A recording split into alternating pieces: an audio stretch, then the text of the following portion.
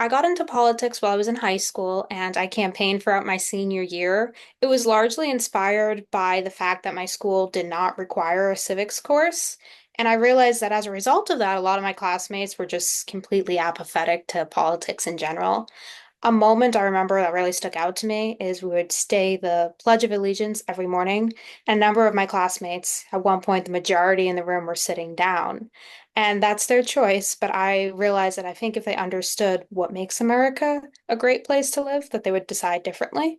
So I was determined to spread civic awareness throughout my school through my campaign and get civics courses to be mandated in high schools. And as of recent legislation that was passed, it is now our graduation requirement to be taught civics. I think if you understand the process, why we have the rights we do, why we're able to vote, and it doesn't matter really which party you're voting for, as long as you're getting involved in the process. Myself, clearly, I'm a Republican and I support those Republican ideals, but these courses are designed to be nonpartisan. When it speaks to younger students, a lot of times college age, they're thinking about maybe not so much starting a family right away, but thinking about down the line and to have an economy that allows them to afford groceries and housing and travel costs.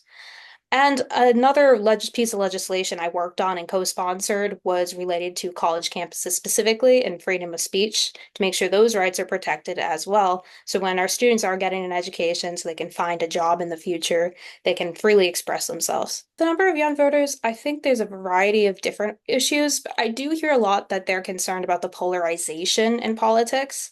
And it seems that a lot of times bipartisan legislation isn't happening, but that's simply not the case. Can't speak for the rest of the country, but here in New Hampshire, we're very closely divided, and that's the way it kind of how it has always been historically. And with such a partisan divide, nothing really gets passed unless it's bipartisan.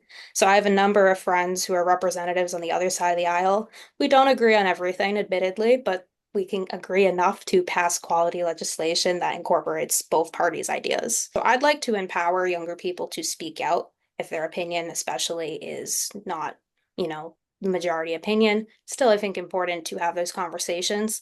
And if other people are afraid or discouraged to lend their voice, I hope to be representation saying, well, I've done it, you can as well.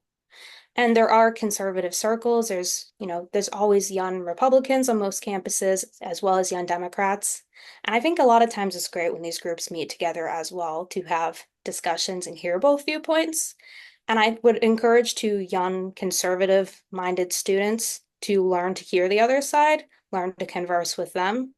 And I think the world would be a better place if we could hear the other viewpoint and not put up a fence and say, well, I'm not talking to you anymore.